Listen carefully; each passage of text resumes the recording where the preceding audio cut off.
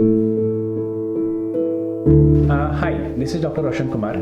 I am National Certified Radiation Oncologist, now serving as a consultant at Cancer Center of America, that is CCA Nasik. The prognosis is the estimate how the cancer will affect you and how it will respond to the treatment. The prognostic and the predictive factors will help us to plan the best treatment for you and even to predict the outcomes.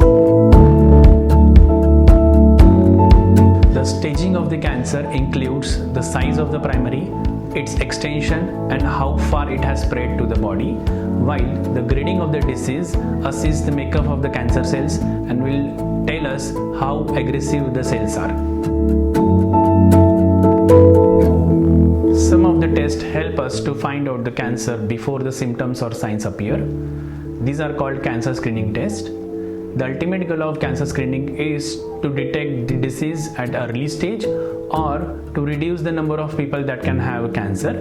The cancer screening tests are available for various cancers but mainly used for breast and cervical cancer.